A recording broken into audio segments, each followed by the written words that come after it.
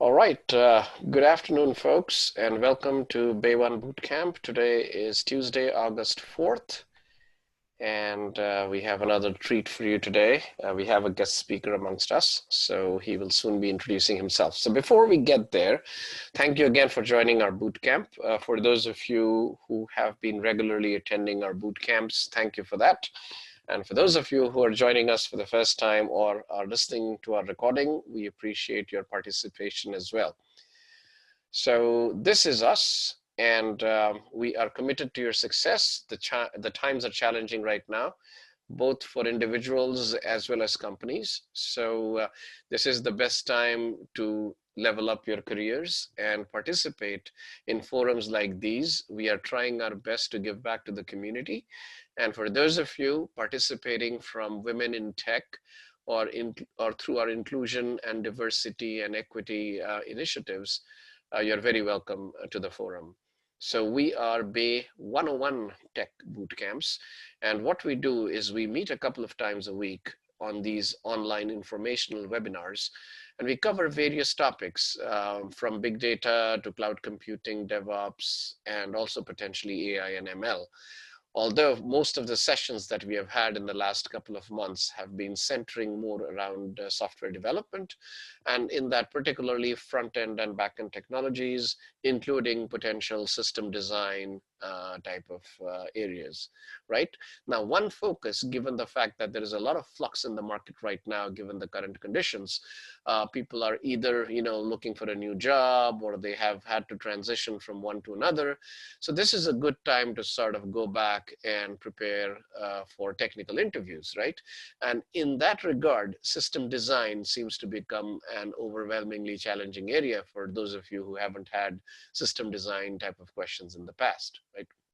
And some of you who are coming from a not very technical, but semi-technical, like a technical product manager or a technical project manager kind of a background, it is all the more important that you know, at least at the high level, what goes on behind the scenes, right? When a software is running. So with that in mind, we created these tech boot camps. We started in early June, so now we are in August, so we've just completed 2 months. But last year we did conduct a few cohorts, particularly on data science, and there was one specifically towards the end of the year that was focusing exclusively on women in technology. So welcome to these sessions. We meet twice a week on Tuesdays and Thursdays.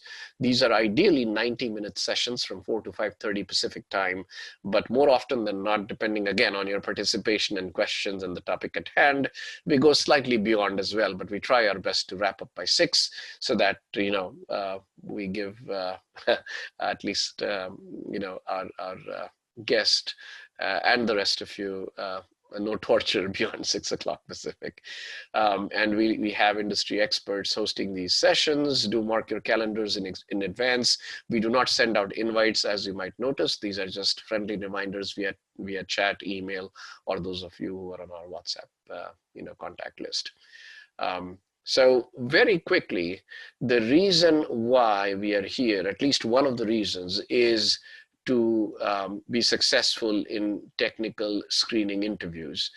And in that regard, you need to realize that there are, depending on your level of seniority, at least up to 5 steps before you get selected for an interview, right? There's a phone screening, multiple choice quizzes, and then you do a coding exercise on some kind of a coding platform.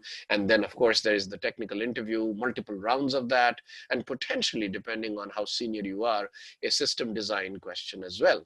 Now, because at every stage there is elimination happening, the actual chance of success based on our own statistics for the last 1 year is in the initial screening alone, the success rate is less than 10%. Okay, so it is a very challenging world out there. If you are planning for a career change, if you're planning for a new role, you have to be thoroughly prepared before you go for that interview. So that's lesson number 1. Lesson number 2 is, depending on how well prepared you are, your hiring manager is going to make a decision on you fairly quickly into the interview. So unless your answers are really, polished, if you have thought through your examples, if you have thought through a methodology, especially if you're, answering system design questions, it becomes, your profile becomes much stronger that way. I showed you the 8.4% statistic, but here is another very interesting factoid. In the last 4 months or so, since COVID-19 has hit, our own internal statistics show a success rate of barely 2%. And that's what we have been told is the industry standard out there. The reason is we have far more supply than we have demand. So if you are planning for some kind of a career change or an interview, just look at the odds. It's 1 out of 50, right? Barely 2%, which means you really have to project yourself above the rest of the crowd. And to do that, adequate preparation is the only way to do it. There is no fudging around it. You have to be a better engineer. You have to be a better developer to be a better interview candidate. So some of the recommendations from hiring managers, we have talked about these things in the past, is to master your fundamentals before you go into the more advanced topics. Research the company, research the position adequately beforehand. You should also have your questions to ask ready. These things cannot be thought of on the fly, right? And also, increasingly, hiring managers that we've spoken to in the last over the last several months kept reiterating this, that an interview or any kind of an interaction, whether it is informational or even if they want to select you for a position, is always an interactive exchange. It's not as if they ask you a question and they want you to think through and answer everything completely, take 15-20 minutes and then go back to them with validation. They advise you against taking that approach. It has to be more interactive, right? Ask them questions to validate the problem statement. Then tell them your approach. Tell them multiple things, multiple ways you can approach the problem, and then sort of work it out together. And of course, there is no beating practice, and more practice, right? Now, in terms of FANG companies, there are these 5 areas that typically evaluate you. We will not go into detail on that today, but it's not just your programming or your coding skills. You need to be really good in analytics, right? Google does a lot of these parallel thinking, lateral thinking kind of problems. Your technical knowledge, computer science fundamentals, your prior job experience, being able to articulate what you did, being able to defend what you have on your resume, knowing exactly what you have on your resume, having it correct, right? And those kind of things also definitely matter a lot. And in the end, not to mention your communication skills and how good of a culture fit you are relative to the organization. So think through these, practice these things, do a dry run with maybe, one of your friends or colleagues before, you're participating in something like this.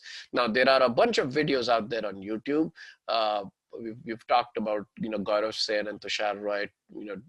They have a lot of videos on YouTube. Tushar Roy has an introductory one on system design. It's barely about 40-45 minutes long. I would recommend that you watch this, because he approaches system design from a very high level holistic perspective and goes through layer by layer, right? Starting from the front end, starting from, typically who your users are, how they would interact with the system, and goes right up to the database, again, at a very high level. Even if you are just a project manager, not very technically, inclined in terms of your approach to these interviews, it will still benefit you, right? Taking these kind of framework-based approaches definitely helps. Now, that does not mean that the same framework will apply everywhere, right? We have to remember that as well. Okay, so before we jump into today's session, again, a quick thank you to our previous presenter, Sandeep Ailu. We have a thank you message for him on LinkedIn that all of you or most of you would have seen already. Please remember to go in there, thank him. Our speakers are all volunteering their time for a good cause, for a noble cause, and we definitely want to appreciate their efforts. And for those of you who were not able to participate, I still have the recording. If you would like to know a little bit more about database sharding, and then how do you go about doing consistent hashing in implementing distributed systems, please reach out to me. I would be more than glad to share this link with you. But reply to my email. That is the best way to ask these questions, okay? Particularly dealing with invitations to these boot camps or meeting recordings. Okay, so with that being said, we are now at about close to 4:15. Let us start today's session. August 4th, Tuesday. We have a special guest with us today, Apurba Patra. He's a senior performance engineer at Workday, right here in the Tri-Valley. And today he will be talking about performance and scalability from a fairly holistic perspective so that it sort of, piques your interest. And many of you are from software development, particularly Java. Some of you are coming from a technical project, technical program management background, and some of you are aspiring to be software developers, right? So we want to put it in a way that is of interest to all of you.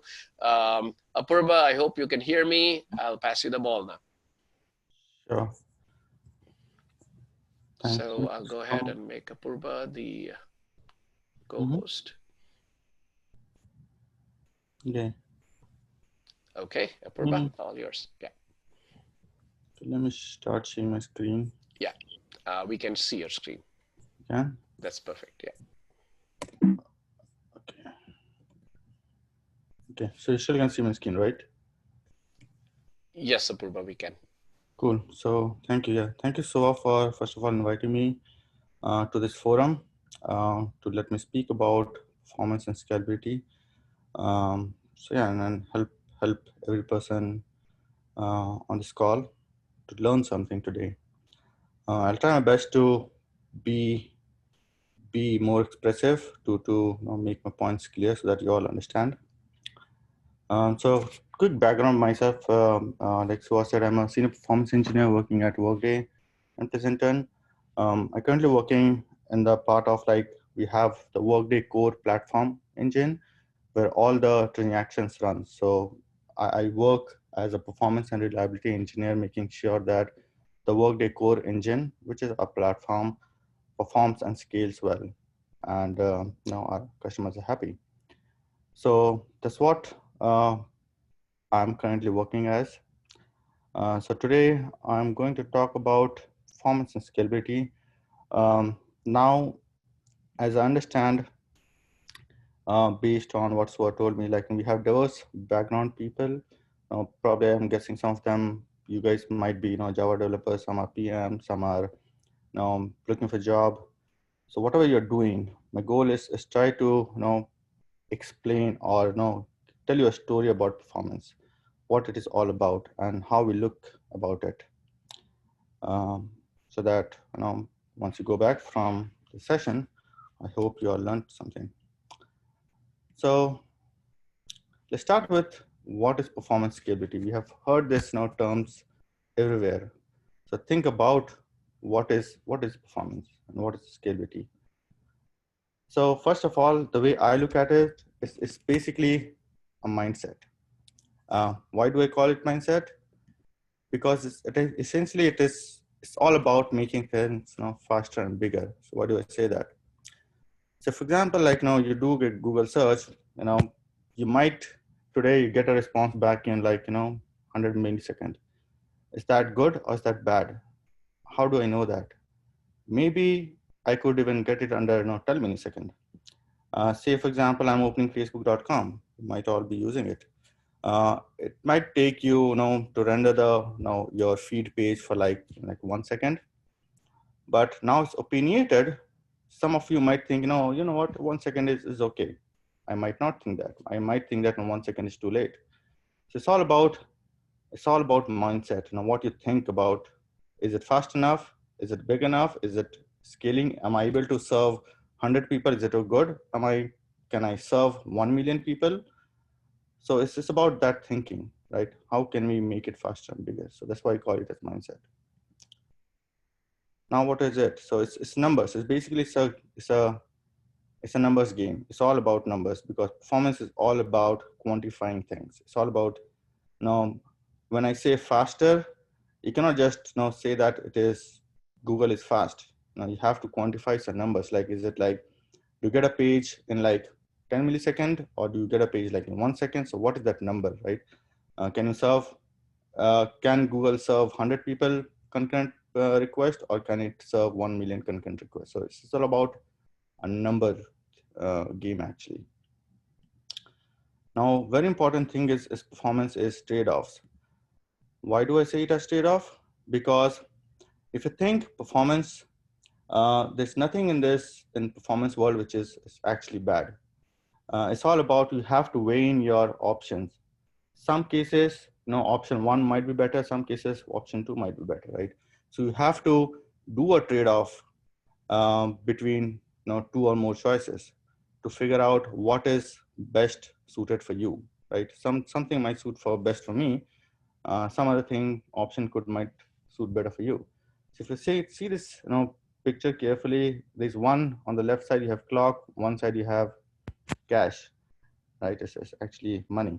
So that's one of the trade-off. Like you always trade off between cost and latency or performance. Um, right now, you might have a say a MacBook Air, right, which is like $1,000, and you have a MacBook Pro, which is like $2,400. Obviously, MacBook Pro is better; it's much more faster, but then it costs more money, right?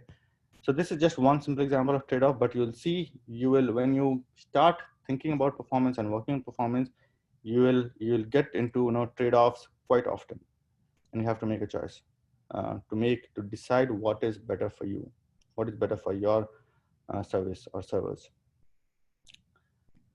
So since we said that it's just all about numbers, there's nothing performance which is everything has to be quantified.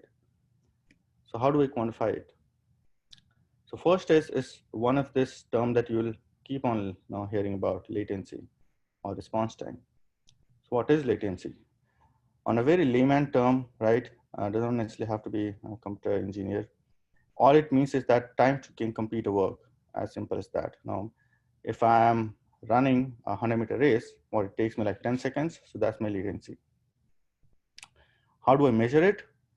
It's measured in like nanosecond, millisecond, second, etc. Now, when we talk about performance latency, what are the important metrics? So typically we look at these metrics, like you talk about average latency, max latency, median, 95th percentile, and variance. Variance is all about how much are you deviating? Like you're say opening a Facebook page.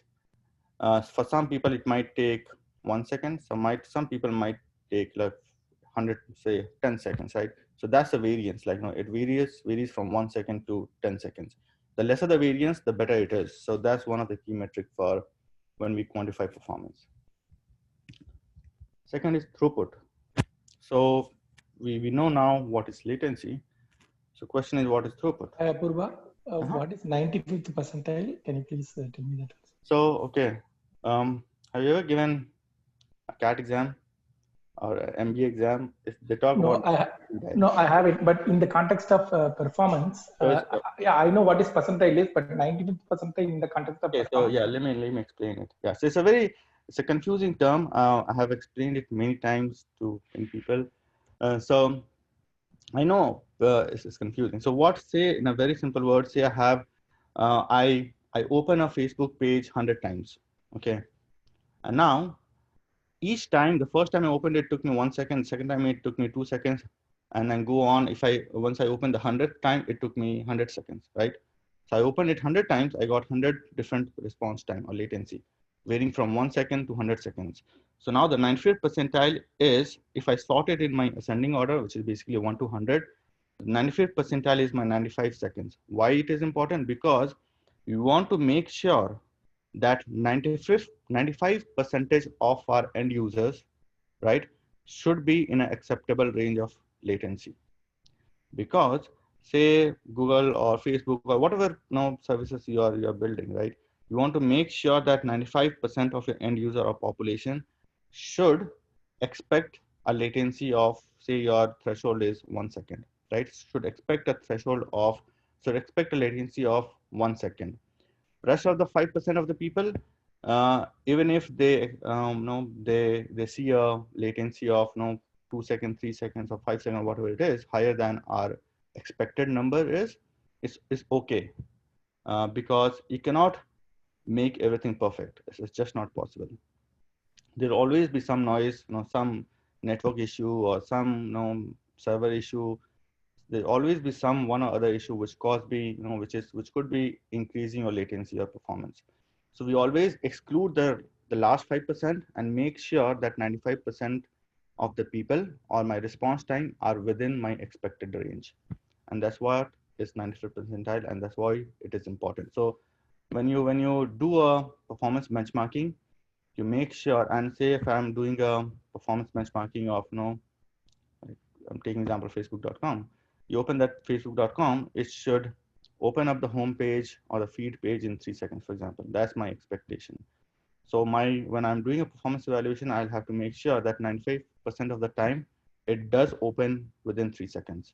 Rest of the 5%, if it takes more than 3 seconds, I'm totally fine. No, that's acceptable. So yeah, does that answer your question? Yes, Apurba. So looks like at least 95 out of the 100 people should have the latency within the acceptable range. So the remaining 5 can have variance more than the acceptable range, right? So okay, sure. Yeah. Thank you. Mm-hmm.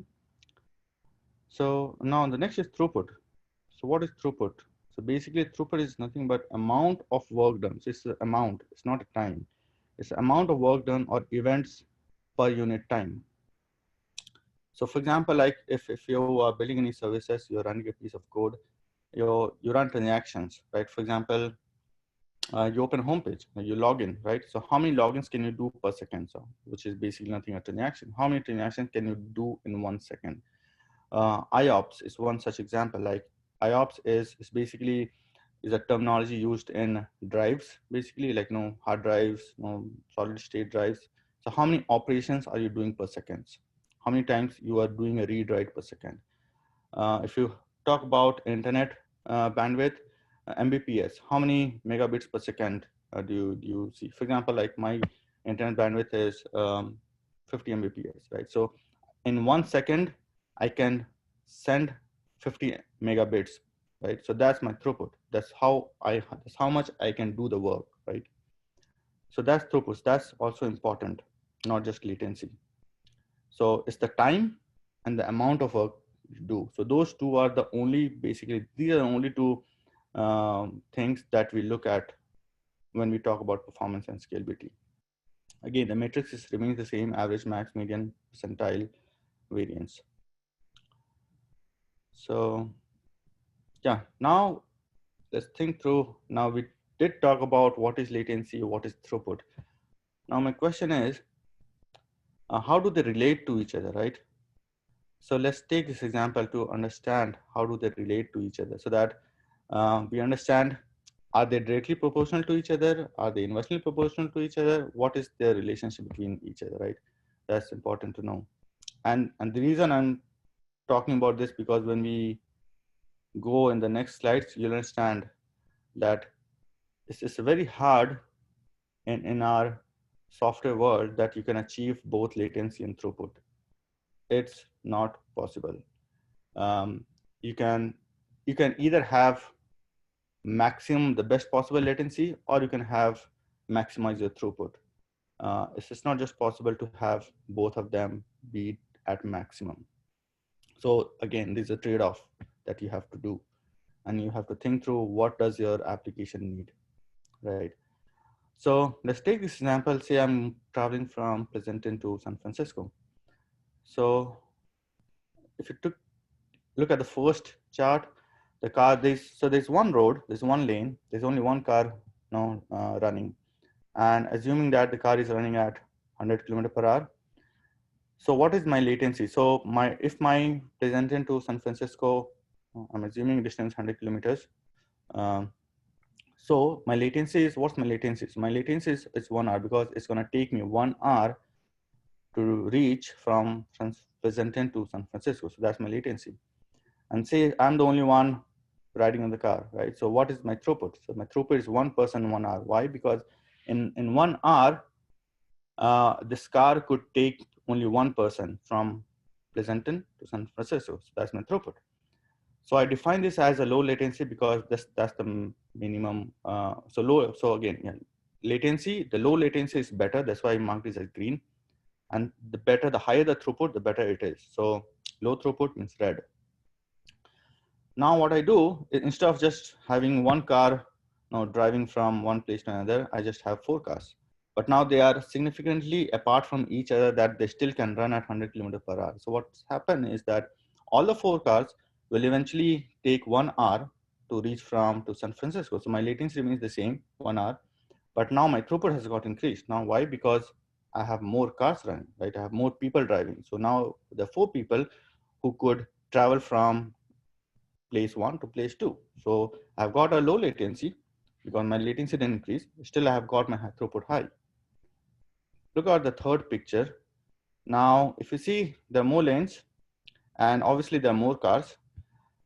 So what would eventually happening is, like, obviously when you have more cars on the streets, on the road, your speed, you cannot just drive at 100 kilometers per hour, right? So speed is eventually has to reduce. So now, say my speed reduced to say like 50 kilometers per hour, and my latency would go up to 2 hours. So it's going to take one person 2 hours to reach from Pleasanton to San Francisco. But now, since I have more cars, more people, and say I have 1,000 cars in this, each car has 1 people. Now I'm able, this road is able to serve 1,000 person, making them reach from Pleasanton to San Francisco. So now my throughput has got increased, but my latency has also got increased, right? So I'm sacrificing a little bit on latency, but my throughput has substantially increased, right? Now, what I do if I pack more cars on the same road, right? I don't increase the lanes, nothing like that. Just pack more cars. What's going to happen? Now you're going to have traffic jam, right? You have more cars queuing up against one after another. So what's going to happen is now cars just stop moving. I'm sure you all would have ended up in traffic jams, one time in your life. So you just the cars all get stuck. For example, you in the Bay Bridge, when you go from to San Francisco, you occasionally see this. So what's going to happen is, like, now, since everybody got queued up, the latency now got increased from like 1 hour to 4 hours. So your latency has got increased, but my throughput because also got dropped down, like, only 2%. For example, like, now only 2% can reach in 1 hour from Pleasanton to San Francisco because it's so queued up. So now I have latency also gone up, throughput also gone up. So it's basically you try to increase your throughput, keeping your latency still low, but eventually you'll end up at a point which we call it as a performance bottleneck, where your latency would go up high and then throughput also starts dropping. So that's, that where's your sweet spot. So basically, if I think about this story, the number 3, this guy is my sweet spot where I could still have a decent enough latency and a very high throughput. As I try to pack more cars, everything becomes queued up and everything slows down. Does that make any sense? Okay, so now think about one other aspect is, now we talk about latency, we talk about throughput, think about what is performance and what is scalability. So performance is all in a nutshell, in a one word, performance is what is like latency, scalability is the throughput, because performance is how fast can you do things. Scalability is how big you can do things. So if you are in computer industry for a long time or whatever, now you have heard of this monolithic architecture versus microservices architecture. So what is the difference between these two architectures? So if you think about, this is one piece of entity, like this is one big piece of code running on just one server. So I have just one machine where I'm running everything. Now user interface, my business layer, which is my application server, my persistence layer where my data stores, and everything. So everything is residing on the same box. It's just one piece of one server. And then what I do is basically I distribute everything. I instead of packing everything together, I build different microservices. I deploy them to different servers, right? I do not necessarily have to run this microservice on the same machine. I can run 4 microservices on 4 different machines. I can run this 3 database on 3 different machines, right? I can have my UI layer, which is a front end, on a different machine. So I distributed all my services. Basically, I chunked my application into different smaller services, which we call it microservices. And then you distribute it across, run it on different machines, right? So if you stop for a second and think, which is more performant? Which architecture will you will give you more, a faster processing time, a faster result. Anybody want to answer? So in this session, I'll keep on asking question.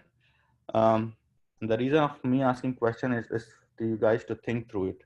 Sorry, to think through performance, to have that mindset, whether you're writing code or designing your system or whatever you're doing. So yeah. Performance wise, monolithic will give. Scalability wise, microservice architecture might give. Right. Do you know why? Like, so one reason why could this happen? Yeah, performance, like it is a single machine, so there is no network traffic or more. So the network traffics are limited in the monolithic architecture, so it might give better performance since all the logic are residing in the single box.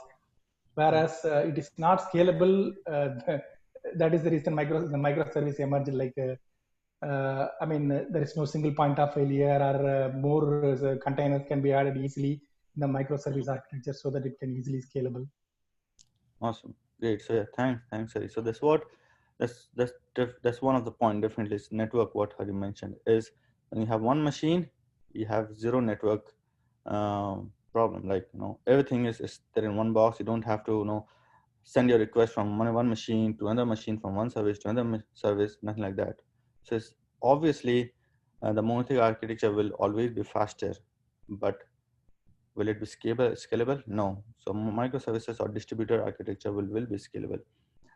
So if I again coming back to the same point, trade-offs, right? Though we don't build that anymore, but then back in the past when we do not have much of the many people using internet, and you used to have this thick client applications, right? Where very few people used to use these applications, right?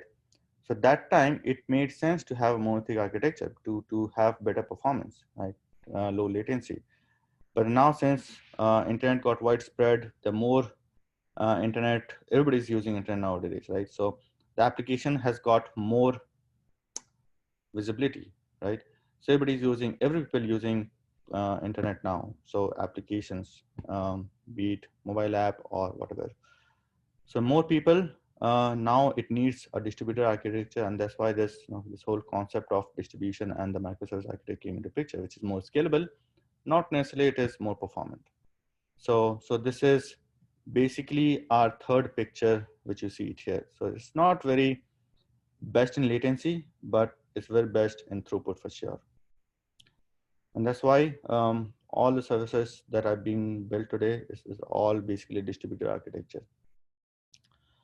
Cool. So let's take another aspect of scalability. Now the question is, okay, so going back to this microservice architecture, now we know by now that microservice architecture is more scalable. So question is, how do we scale it? So there were two ways to scale, and these are the two terminologies that you'll keep. They're very popular in performance and scalability world. You keep hearing about it. There's always, you have to do both. So one is vertical scaling, one is horizontal scaling. And by the picture, I think by now you would have understood. This vertical scaling is all about, you have one machine, you have the service running on the same machine, but now say I am running one service serving 100 people, right? 100 users. Now I want to serve 1000 users. So now I need to know, to be able to serve more users, I need to increase the horsepower of my machine, right? Basically, when I say horsepower, everything runs on a processor, right? So you need to increase the processor.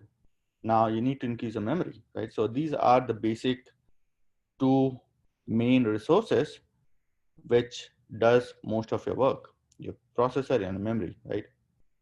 So you try to bump up your processor speed or number of cores and your memory.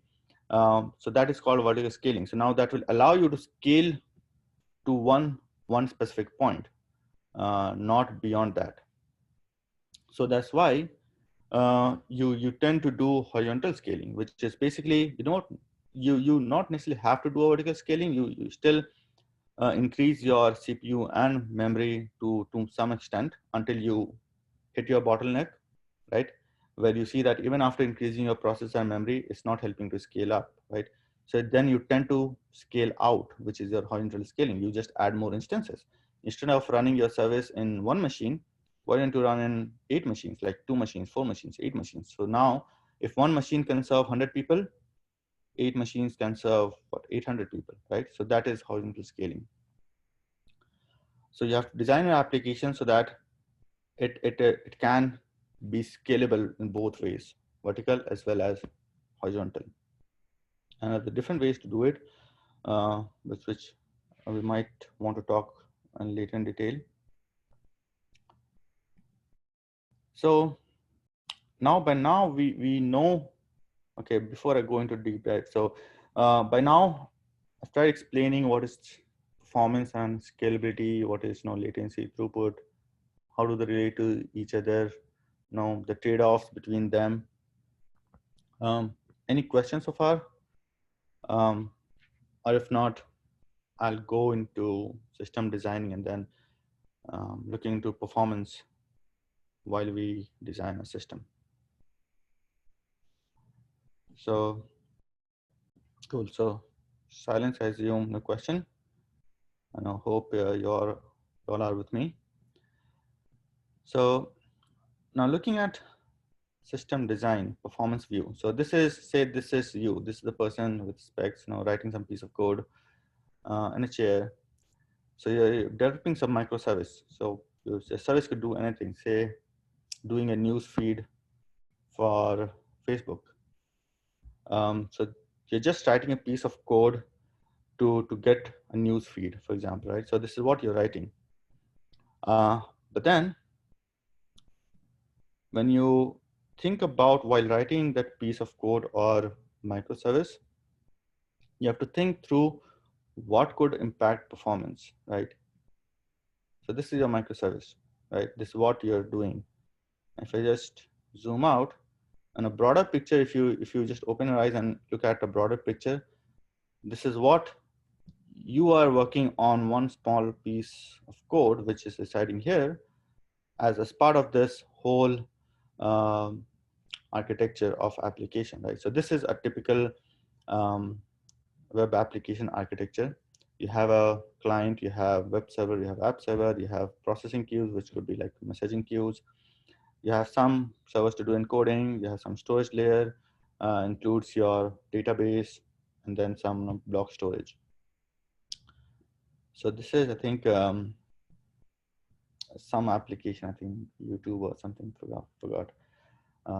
So the reason I'm specifically showing this is because when designing a particular microservice, what we need to keep in mind is that the other pieces also, which are impacting your microservice, and your microservice is impacting the whole application, right? So, and important to know is that every component that you see here, right? You have web server, you have processing queues, this missing queue, this encoder service, your database, which is a persistence layer, your storage server, everything has its own performance, right? So when you think about the overall application performance, it is a combination of the performance coming from your microservice plus the performance coming from each of these different layers, right? It's a summary of all of them together, right? So when you design the application, you have to think in mind is that the other pieces also, and you have to think that how it would impact. So if I'm, for example, like simple as that, when I'm writing a microservice, I might need to interact with my database, right? Which is, say, user database in this case. You might want to query some data to get some data from the database. You might want to write some data to a database. So it's a read and write query. You have to write some query. So the way you write your code is how it's going to impact the performance of your database, right? So if you write a query which is like, select star from some table where order by name, for example, right? Now, if my table that has like 1 million rows, and if you're trying to do order by, that query is going to take a lot of time, right? And that's going to choke the database itself.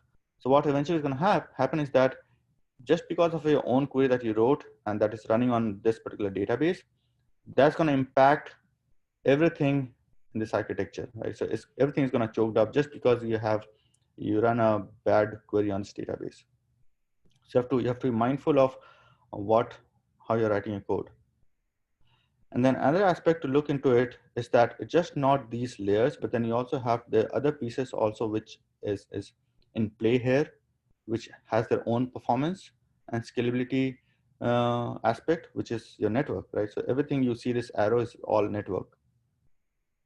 So, and then you have got hardware. So all this, web server, app server, database, everything is actually running on hardware, right? So it has got a processor and memory, it has a disk drive. So so it all depends upon the performance of those hardwares also. Then you've got your operating system, right? So you have got a different kind of operating system now. Linux, I've got Windows, Mac OS, and different things. So now different operating system has their own performance aspect. They have their own performance tuning, performance optimization, trade-offs. This is completely a different performance aspect too. So the reason now when you write the microservice, all these things come into picture and they all play a part. And you have to think about how your code is going to run on this particular hardware, on this particular operating system, how it's going to transmit data to this network. So we have to think through all these components, just have a broader view outside of the microservice that we write. So this is one view. Now think about another view, which is, I call it as bird's eye view. That's my name again. So this is the microservice that we're writing. Think about this. So this is a complex architecture, right? Which is traditionally most of this, Facebook, Google, or Instagram, blah blah, all the stuff. They're actually like this, right? So they have not 1,000, if I'm being conservative, they have thousands of microservices, right? Which are doing one thing or other, right? And then you have all kinds of database, message queue, different things. So when you think about when you think about this microservice, we also have to know is that this microservice could be a dependent service for other microservices. It could be serving other microservices, and it could be consuming other microservices, right? So it's all interconnected. And that's why the concept of APIs, right? So you build a microservice, that's right now, say it's a REST API, expose some REST APIs, and then other microservices consume your REST APIs, you consume some other REST APIs, right? So it's a connected architecture. So the reason to show this is because when you think about performance of this particular microservice, it is not, responsibility is not to evaluate or think about the performance of the microservices that we are building. We have to think about how it could impact other microservices, whether they are dependent microservices and they're consuming, or the microservices that I am using, right? So I am a dependent of some other microservices kind of thing. So you have to think about all other microservices also, or other layers or other services which are interacting with you, because your say your service today is performing like say a simple request, a GET request takes 10 milliseconds, and then you change something and now it's started taking 100 milliseconds. Now some other microservices which is trying consuming making GET call to your microservices, now instead of serving in 10 milliseconds, now you started serving 100 milliseconds. So now their other microservices SLAs, which is their threshold, could now be started getting breached. Their performance could go down substantially, right? So that's one other aspect of performance when we think about how to do performance evaluation and what we need to look at. So yeah, that's another aspect or view of performance while we are thinking about system designing. So yeah, this is what I just talked. Okay, so I'll just stop for 1 second, and if you have a question, feel free to ask me. Not, I'll proceed. So now, we talk about system designing, just get a holistic approach of how to look from performance perspective when we're looking at designing system or writing a piece of code. Think about now, this is performance engineering. So now I define performance engineering into 4 quadrants, and each of them is a big thing. So they are completely, it's a vast subject, let me say that way. So I'll try to summarize and try to give an overview and not necessarily deep dive, because we need altogether different session to deep dive into even 1 quadrant, basically. So let's try to get an overview and an understanding of each of these. What does it mean and why is it important? How do we do it? So the first is performance evaluation, which is nothing but performance testing or evaluation. You evaluate or you test the performance of your piece of code, or it could be a system, a hardware, operating system, whatever it is, right? You test and evaluate the performance of that, that component. The second is performance monitoring. So when we do performance evaluation, it's very important that we monitor, because without monitoring, we have no idea, how to even quantify the performance, right? So we need some metrics to understand if performance is good or is it bad? Is it scaling up or is it not able to scale up? So we need to monitor the performance. So now, again, there's so many different things about performance monitoring, like application server monitoring, database monitoring, and user experience monitoring, service level management. So there's so many different things about how to go about monitoring. There are different tools, there are different things to monitor, but it's very important that whenever we are thinking about or even trying to think about or doing a performance evaluation, we need to set up performance monitors. Without that, it does not make sense to do any kind of performance evaluations. The third quadrant is performance diagnostics and tuning. So when we do performance evaluations, what's our end goal? Our end goal is to find problems. And the problems could be, is it performant enough? Is my latency within my acceptable range? Is it good enough? Is it scaling up? If not, why is it not scaling up? Why is it not fast enough, right? So you have to find the answers to this question. So which is all performance diagnostics is about, is finding problems. And then once you find problem, what would you do? You would solve that problem. So you would fine tune your performance. You would solve that problem to help reduce the latency, to make your application run faster, and then to help scale your application, right? So that's all. So that's the third step, or that's the third quadrant that you have to do when you talk about performance engineering. The fourth is capacity sizing. So like the photograph shows, you have to know like what is, for example, like talk about horizontal scaling. You're building any microservices. How do you know that how many processors do you need to run your service? What should be your memory, right? Would 10 gig be enough for you, or would you need 10 terabyte of memory, right? Would one core processor is enough for you, or you need 100 core processor? Is one machine is enough for you, or you need 100 machines to run your service, right? It's all depending upon how is the service going to be used, right? What is your traffic, like how many people are coming to use it? So it's all about those understandings and estimation of that. And so that's about, you have to figure out how should you size your servers to be able to get a low latency and a high throughput, right? So that you don't get a bottleneck. Okay, so one quick question. Now, yep, please feel free to let me know if I'm going fast or going slow, so that I can adjust my speed, or I can speed accordingly. Apurba, I have a question, maybe not related to the slide. Mm-hmm. In your experience, say we have two different architecture, monolithic with 3-tier web middle application tier and database tier, as well as different architecture of monolithic.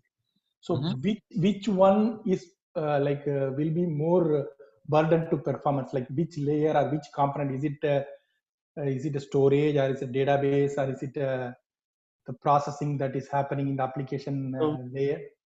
Usually, which will be the culprit? Right. So that's all depending upon your workload. So that's first of all depending upon what your service is all about, right? If I think about, for example, YouTube, right? What you do, you stream your video from YouTube, right? So if you think about YouTube, what is the massive piece of component? Is where you store your videos, right? What is the next thing? You talk about YouTube or Netflix, your network bandwidth, right? So based on what your service is all about, right? You would be able to figure out, again, before even you'll be able to figure out when you're designing your system that which layer of your service would be heavily consumed and where you need to put more focus, where you need to do more scaling, and versus one layer versus another layer, right? Okay. So it's all depending upon your service, what your service is intended to do, right? Okay, so and that's one aspect. Another aspect is one. So say you have designed your application, you have coded everything, your application is ready to go to production, it's running in production, and now when it is, say you're running on Netflix, you're already watching some movies out there, it's already there in production. Now you look at your production data load, because not necessarily, again, so we'll talk more in detail and while we talk about capacity sizing, but just to, since you asked the question, it's not necessary that your estimation or your best assumption of your service might end up true when it goes to production, right? Because when you're designing your application or your system, you can only assume things. You can only assume users' behavior, right? It's just not possible to assume or to figure out how each users will use the system, right? So you look at post-production, you do post-production analysis and see where your most of the traffic is going, where your performance bottlenecks are. And you look at that data and then try to resize your capacity. So that's basically doing a capacity resizing. So you do capacity sizing based on assumptions and best estimation while you're designing, and then you do a capacity resizing after your service is already rolled out in production, it's already running, people are using it, and you see their behavior and their patterns, and then all the loads, and then you see where the problem is, and then you resize it accordingly. Sure. I mean, just a bit more to the question. So assume I have a web application. It can be either monolithic or it can be like microservices with equal read and write layer I need. I'm just trying to understand, say, assume that the database queries are good enough, and which will it be usually the storage layer that will make the performance degrade, or where will, I mean, I got your answer that based on the so that's true. So if it is more read and write heavy and more traffic going to your persistence layer, which is your database, your performance bottleneck most likely will be there in the database. I think I have one example also related to your database performance problem. So probably that example would help. I'll wait. Thank you. Yeah, answer that as well. Cool. So now just a quick overview when we talk about performance. So I said 4 quadrants. So let's just quickly see those 4 quadrants a little more in detail. So you have performance test and evaluation. So what are different types of testing? You do a baseline, a benchmarking test, do load test, and then your endurance and soak test. So all these different kind of tests, these are terminologies. Your objective is all different for each of the different tests. So baseline or benchmarking is to understand with the minimum load how your system is performing, right? So if you just have one user on the system, how is the system performing? And a load test is on a typical 100% most likely situation. Say you have Facebook and your assumption is that there will be like 1,000 users trying to do a news feed every second. So that's a load test. So you would test with 100 requests doing a news feed every second, and you see how your system performs and scales. Stress test, when you try to put more stress. I think the best example of stress test, we do this is, I think, the Black Friday. You go to some shopping, you won't see much people doing shopping, but on a Black Friday, as soon as the door opens at 5 p.m., right, everybody rushes through it. So your system should be able to sustain that kind of load, right? So that's why we do stress test, to be able to test it out, to be able to to handle those situations. Then soak test or endurance test is what we call is which is also called as longevity test. You run the test for longer duration of time, right? Not just like 1 or 2 hours. You done it for like 72 hours to understand how your system is going to behave when it is being put into pressure for a longer duration of time. So yeah, these are different types. What are the different factors? What could, when you're thinking about doing a performance evaluation, what are the things that you need to think about? So users and actors, how do they behave? What kind of users are there? What would be their concurrency? Concurrency is like, how many concurrent users would be coming in and using your system. Workload distribution, if you've heard about 80-20 rule, Google it out. But essentially what it means is that in one line, 80% of your traffic comes from 20% of your workload. That's what this line means. So if you think about Facebook, there are a lot many features. How often do we update our profile? Very few, right? But how often do we read a news feed? Right? Most likely, like everybody does that because that's what comes up at first, right?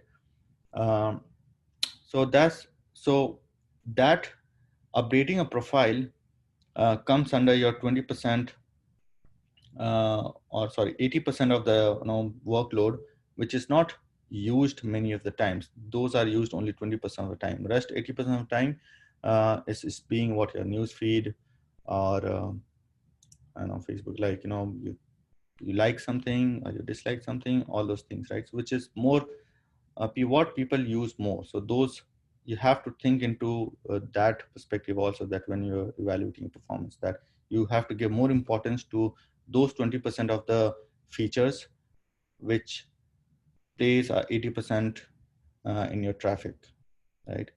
Your test data it's very important that you think about your test data while evaluating performance. So if I test with something, say like only 100, for example, like Instagram, like if I have only 100 pictures in my Instagram and I try to load my page, it might load in like 1 second. But what if I have 1,000 pictures in my Instagram? Would it still load in 1 second or not? So that's my test data, right? Underlying, so that's and then underlying backend data, like what are the different kind of data that you have in your server, or basically in your backend database, for example, which could potentially impact the performance one way or another, right? So it's just all about, I think the goal is to try to simulate actual real-time workload, right? Like a actual uh, human person will do, right? So that's, if we could achieve that, that's my end goal. That's a good performance evaluation, right? Because the goal is to figure out when it goes to production, how would it behave. So if you can simulate that, that's what the end goal is. That's what the good performance evaluation would be called. Closed and open system is basically to closed system. We choose closed system to distract all the noise. If I want to do A/B testing, like you change something in your service and you want to know whether it's performing better or worse. So you try to remove all the background noises so that your performance does not get impacted because of the things that you cannot control. So it's very important to do a performance evaluation under a controlled environment, which is a closed environment. So what are the different tools for Apurba, performance? one question, like you mentioned load testing is kind of 100% expected user. How it different from stress testing? Stress testing is more than 100%, is it? Yes. So stress testing is like, for example, like you go Costco.com or like, sorry, better example, like Amazon.com, right? So on right now, whatever it is, like what day is today, whatever day is today, like so right now, how many? Maybe like 500 people per second is visiting Amazon.com. But on a Black Friday or like, what is Prime Day, there would be like 5,000 users logging into Amazon.com every second, right? Sure. That's my stress test, right? That does not necessarily happen every day, but you have to be prepared for that, right? Oh, okay. So So more than 100%. Okay, thank you. more than 100%. Yeah. So what are different tools? So again, whatever, if you're Java or whatever technology you're working on, whatever language, so you have different tools. Some are open source, some are commercial. There are many. I just try to point out open source so that you don't have to necessarily pay for that. So JMeter is very popular and open source. Most of the companies use it. So you use JMeter, and then there's a new. I think a few years back it came Gatling, which uses Scala as a language. That's also open source. Commercial, you have the most popular, I think, the SP load runner. You have BlazeMeter. BlazeMeter is nothing but a wrapper on top of JMeter. You have got NeoLoad. So these are popular ones, but then the commercials, you have to pay money for that. Now you have, so all these tools that I just mentioned, those are mainly for testing or application, but then you have some benchmarking tools for hardware. Again, open source like Sysbench, FIO, you can Google them out. And then you have commercial like Spec. So these are the most popular and most widely used benchmarking tools in the industry. So that we typically use. And most of the company uses actually. Anything built in JVM? So yeah, so the Apache JMeter Gatling is basically JVM based. Okay. No, what I mean is Java runtime itself. Anything is packed like Java, Java C, Java P, like that. Anything packed inside that. Oh, okay. So those are not performance tools. That comes in performance monitoring. So oh, I see. Okay. Yeah. So I'm gonna list out that also. So question is, okay, yeah. So I'm gonna answer a question here. So performance monitoring, what we need to monitor. So again, like I said earlier, it's very important whenever you're doing a performance evaluation or even thinking about it. The first thing we need to think is to how to do, try to set up your monitors, so that you understand, you can quantify your performance and scalability. So what we need to monitor is application metrics, your system health metrics, your JVM, if running a Java application, your DB metrics for persistence layer, whatever DB database you choose, your network metrics, right? So these are commonly used. So these are the things that you typically monitor when doing any kind of performance evaluations or performance diagnostics or even capacity sizing, all this stuff. So so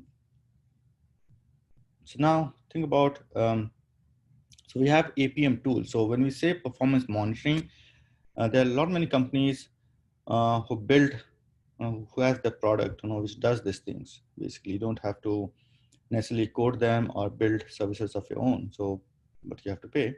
So those are called APM tools, application performance management tools. They're quite popular.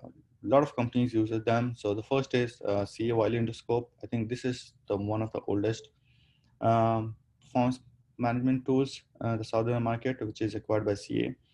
You got Dynatrace, you got AppDynamics, acquired by Cisco now, you got New Relic. So these are some of the popular APM tools. So what does this tool does, or this product does, is basically it helps you with performance monitoring. You can hook up these tools to your application, which would monitor your application metrics, whatever you say. It will monitor your system health. If you have a JVM running, it will monitor your JVM. They have got plugins for database, all kind of databases. I think it can monitor your network. So it does it's a single um, stop solution, but you have to pay for it. It does also helps you with diagnostics. It's like doing a instrumentation or profiling, basically when you're trying to troubleshoot a performance problem. Open source that you have is Telegraph, for example. There are a lot many, but I'm just trying to list out few popular ones and most likely what we are using. Telegraph is one open source which you use. So Telegraph, you use it with a stack of Influx and Grafana, if you've heard of that. So Telegraph, what it does is basically it collects your system health metrics, system like CPU, memory, device drives, all the stuff. Prometheus is another open source framework, which again helps you with system health metrics, and it also has a framework for MySQL. Visual VM is what Hari you just asked. So Visual VM comes out of the box with your JDK, whatever JDK you have. So it helps you with JVM monitoring, and it also helps you with your profiling also. So Okay, thank you.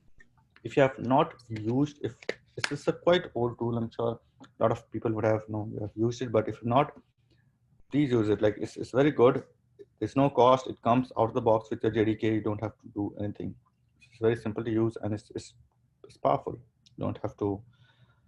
It does a very good job of monitoring and profiling your JVM without paying anything. Analytics, you have Sensu, Nagios, Wavefront. Also, you can pull them out. So these tools helps you with performance monitoring. Normally we use it for production data analysis. Basically, not necessarily performance evaluations or performance diagnostics, but mostly for production analysis. But then one thing is that though you have all these tools, especially APM tools, honestly, I don't, and I don't want to say I don't recommend them. As most of the companies, for example, like we don't use any of these APM tools. We don't want to pay money for that because the reason I'm saying, because if I take a step back and think, right, who could monitor your application best? It's actually you. The person who wrote the code knows the best about his or her own piece of code. So if you're writing any piece of code, I think it's very important to add metrics around it. So say you're writing a service which does queries and newsfeed, right? So when you're writing that piece of code, if you can wrap it and add a metrics around it, so that you can publish that metrics to anywhere. You have Influx Grafana, you have Wavefront, you have many open source and commercial where you can publish your metrics, or even just send it to your application logs as part of app logs, right? So that when time comes, when you never know that how your piece of code would perform. So when you need, since you have added your metrics as a wrapper on top of that, right? Not wrapper, but yeah, you just added instrumentation. It would help to measure your performance of your own service or that particular method, if we say that. And then it's also going to help for performance diagnostics, right? When we see a problem. So, and if we do that, we not necessarily have to buy or go after any of the APM tools because your piece of code the best. They don't know. So yeah, so that's one thing. Let me check this audio 510. So performance diagnostics and tuning. So question is, how do we do that? The first thing is find problems. The problems could be slow transactions, your system is crashing, not able to scale. And sometimes you do proactive performance diagnostics or reactive, right? So that's also, when we say proactive performance diagnostics, is what your mindset is. You not necessarily have to have a performance problem right now, but you keep monitoring your performance and you see if problem might occur in future, right? And then you take steps based on that. So that's proactive. And reactive is something happened in production, your system crashed. Now you have to fix it. So that's reactive. So again, it's just a mindset of whether you want to do proactive or reactive. So the next thing, when you find a problem, you have to figure out what is causing that problem. So which we call it as troubleshooting or doing a root cause analysis or finding bottlenecks. We call it different things, but essentially the goal is to find the cause of the problem. And this is where performance monitoring framework is very important. As you set up your performance monitors well in advance before you roll it out of production, so that when we see a problem, you have the data to look upon, right? To find where the problem is, what is causing the problem. So what are the most common things that we look at is application logs. That's the first thing we look at, because application logs tells you a lot of things, right? That tells you what exactly happened, right? And then you look at system logs, your app metrics that you have set up, your JV metrics, your DB metrics, your system health metrics, network, and then you understand why it happened, right? Because some of those metrics will tell you, some would be off the hook, and it will tell you, no, okay, this is what, this is what happened, and then you figure out, okay, the whole story. Again, so like I said, APM tools helps you with that also, diagnosing a problem. And then you look at, for example, Java troubleshooting, right? What you do is look at your GC log. So if you are running a Java application, you have garbage collection, you have thread dump, you heap dump, you have histogram. So you have all these things that you need to look at to figure out where the problem is occurring, to figure out what is causing the problem. So these are some of the tools. Again, JProfiler and YourKit is commercial. It's a very good tool for diagnostic and profiling. Well, profiling. But the open source is Visual VM, Hari. Another set of tools is again free, not necessarily open source, but they are free. So Eclipse Memory Analyzer, I don't have to pay for it. IBM Support Assistance Workbench. So this is a suite of tools. If you Google it out, you'll see hundreds. I think this suite has a lot of tools. I've used it many times. It's very helpful. Like, it has the tools to analyze a thread dump, analyze a heap dump, your GCs. It has a lot of things. It helps you, so and you don't have to pay for it. So, but the only caveat is it only runs on Windows. It does not run on Unix distribution. So, if you have a Windows machine, you can use this tool. It's very helpful. Single product. This is single product. Eclipse Memory Analyzer is a different product, and IBM Support. Yeah, they both are different products. Yeah. Okay. Yeah. So I just mention the names so that you can Google it out and you can download and you can start using it. Sure. Now the next is like this Heap Hero, Faster, GC, Easy. These are I've used it. Also, these are the tools which, like, Heap Hero helps you to analyze your heap dump.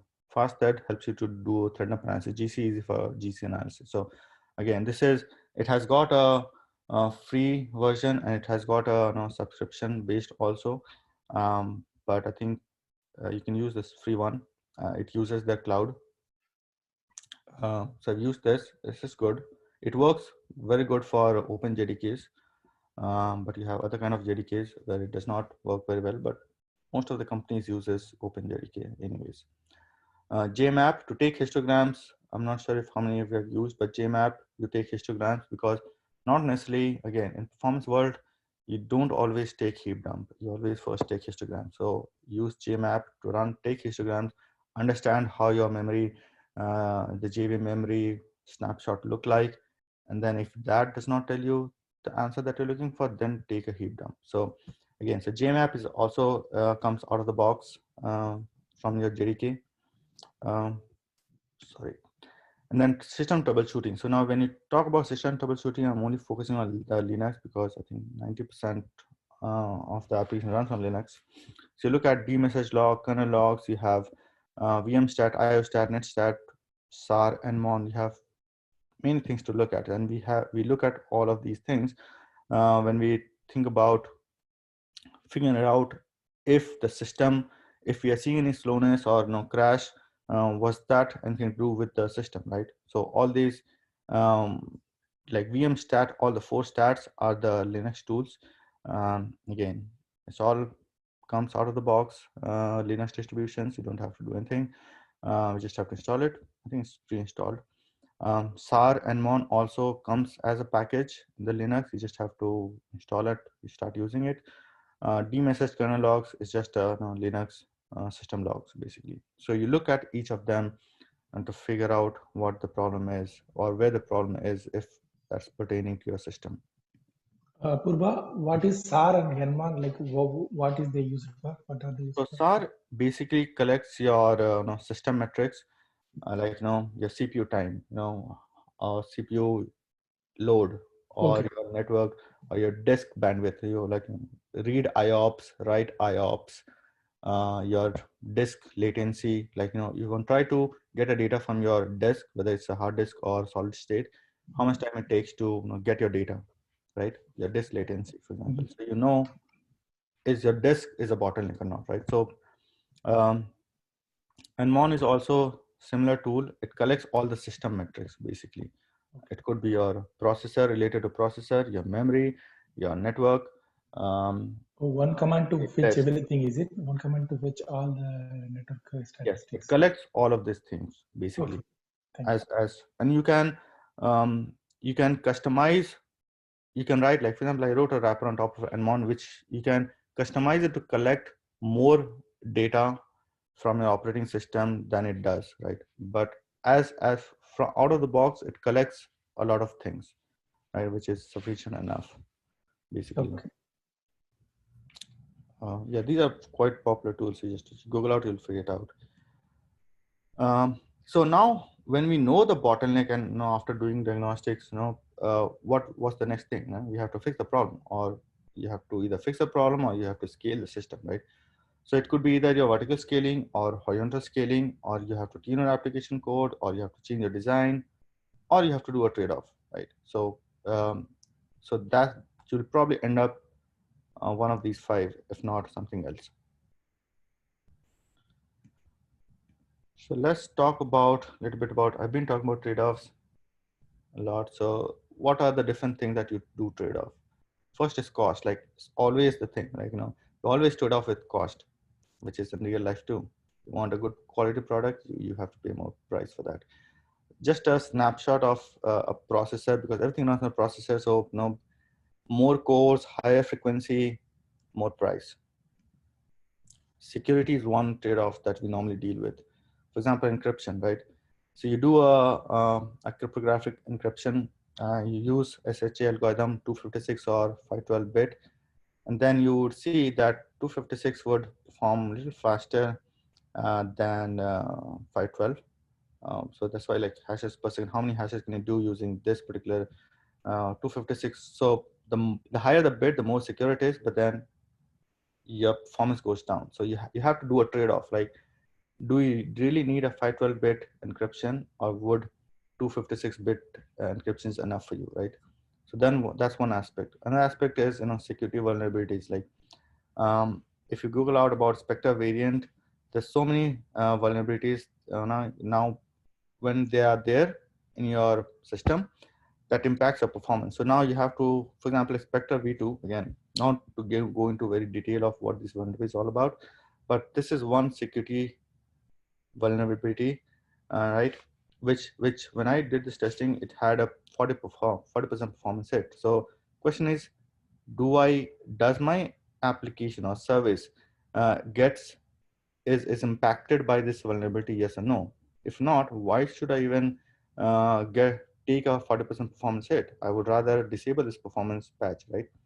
So you have to do a trade-off and decision making between, is security issue is more critical, or the performance. Can you take a 40% performance hit? Maybe not. Can you take 5% performance hit? Maybe yes, right? So you decide based on that. Business process and features. So one example is lazy loading, right? Which is one popular notion is you don't necessarily have to load all your data in your UI layer all at once, right? You can do lazy loading, right? that helps you with performance.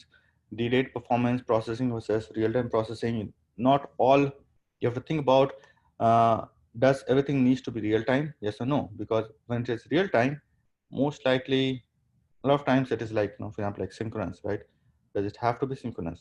If not, then why do you even have to do a real-time or synchronous processing? Why don't you go with asynchronous or delayed processing, right? Um, if you can, if that makes sense for the business process of the feature. Batch processing, one such example. For example, when you are running some transactions and then you have like 100 queries, right? Why do you have to run one queries one at a time? Why don't you club all 100 queries in one transaction and run all of them together? So you get one connection to the database, you run all the queries and then come back, right? So you don't have to do 100 round trips. You just do one round trip, run all the queries, get all the data from database, and uh, do post processes in your application layer. So those are some of the techniques where we do trade-offs between business feature or process versus your performance. Then you have trade-offs everywhere. Then you have trade-offs in operating system and hardware layer too. Again, not to go in detail, branch predictions is one such thing, which is what is all like when I mention about the spectral vulnerability is all the branch predictions. You predict what's going to happen next, right? So when you predict, it might come true, it might not come true. So you already have done some computation based on your predictions.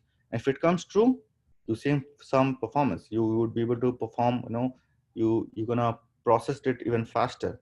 If your prediction goes wrong, you just lost some computation, right? So some CPU resources. So it's a trade-off between your prediction, like computation that you're doing pre-computation based on the prediction that you're doing. Prefetch instructions, one example, disk read ahead for disk drives. Apurva, not to take much time, just the first point, even within the OS process also, it takes the branch prediction. Is it like, does it predict and then based on that it takes, or what does? Branch predictions is mostly is processor computing. So if you think about like Intel processors or AMD processors, and you actually think about, go very deep and you think how your code is getting run, you're running instructions, right? Mm-hmm. You do a load instructions or no, which is a bytecode instruction, right? So those instructions is where, so this Intel and AMD, they do branch prediction. They do a prediction like, what you ran, it looks at last, say like 100 instructions, and it's going to predict, like, you're going to run next instruction would be this, like, you're going to load this data to your cache. Like when I say cache, it's your processor cache, L1, L2, L3 cache, right? It does it even before you request for it.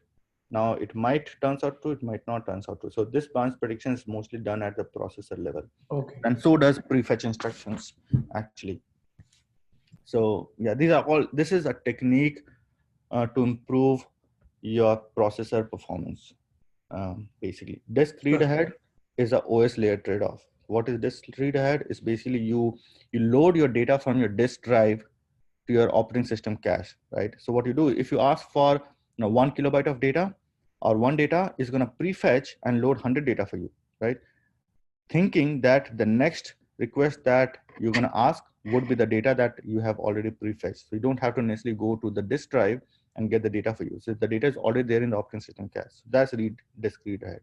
Again, how much data you want to preload to your operating system cache, that's a trade-off that you have to evaluate and think about, right? So those are some trade-offs and performance trade-offs that happens in different layers, be it application, be it operating system, be it hardware. So, yeah. So Apurba, can you go back to that previous slide, please? This is Suva. I just wanted to ask some clarification questions, right? So you mentioned about lazy loading, and one basic example you've shown on the screen, as in basically you load only those components which are visible on the screen, and with many single-page applications these days, you can see that right in front as you're scrolling down vertically, you can see components populate gradually. So that's one way of lazy loading. Are there, other than the visual aspect, are there any other ways you could potentially lazy load? So yeah, one other lazy load is basically, if you think about, is for example like pagination also. Like if you not necessarily have to drag down. But then if you are on page 1, you just are able to see, say, 100 rows of data, right? Say, for example, Instagram, like I can see only 100 feeds. But then if I go to my next page, what I would do is basically, I would, by the time user is looking at first set of page and you get some time, you asynchronously load your data, like preload your data so that it's ready for you, so that by the time user clicks on the next page, you get the data already. So not necessarily have to do a real-time request when the user asks for it. You have already preloaded the data onto your cache even before user asks for it. Now user might not use that data, might use the data, right? So that's one of the aspect of lazy loading. Yeah, just to add to that, like Apurva, like Scala has inbuilt lazy loading feature, I guess. So Which it one? Scala, Oh, Scala, yeah, Scala language. Yeah. yeah, it has inbuilt lazy loading feature. Like most of the Uh-huh. code, it loads lazily rather than eagerly. So that is one way of lazy loading. Okay. Okay, perfect, perfect. I think you also gave sort of an example on the previous one regarding asynchronous and synchronous. But if there is any other example that you would want to give for asynchronous versus synchronous? Yeah, asynchronous. Okay, let me give. I think I didn't put that example. Okay, I thought it'd be too much. So asynchronous, I was recently working on a project like a month before which I finished. So what we are doing is, for example, uh, we are persisting chain set. Okay, so let me. So what do you do? For example, in a normal ERP application, right? So for example, my Apurba Patra, I have my account in say Facebook, right? So now if I go and change my address or my name or anything in my profile, right? And a lot of people are doing that. Even my account admin can do that, right? So now when you're doing all those changing some data, underlying data about your account profile, right? So what you would do is now you have to run some update query to your backend, right? So if I change my address, say, I want to change my address, right? I change my address, and then as an end user, what I would see that, my address is changed. But question is now, as a service, you have two options. Either you can persist your changes to the database, meaning to the disk in a real time, right?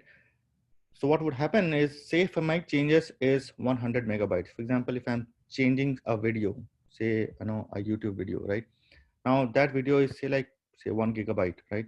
If I'm changing that video, something in that video, and if I have to wait for to change that and to persist that data to the disk, right? If it takes me say 1 minute because it's so big of a data, right? Would I let the user wait for 1 minute to acknowledge the user that your changes has been finished, submitted successfully? Or would I just store the changes in my cache for some time and give an acknowledgement back to the feedback, what, your changes has been saved, you don't worry about it. And now you just acknowledge the user in 2 seconds, right? Because what you avoided persisting the data to your database or your disk. So this is the difference between synchronous versus asynchronous. What so I would do is basically I would wait for 10 users to 10 videos to be changed. I'll cache them all together depending upon what is my cache size again.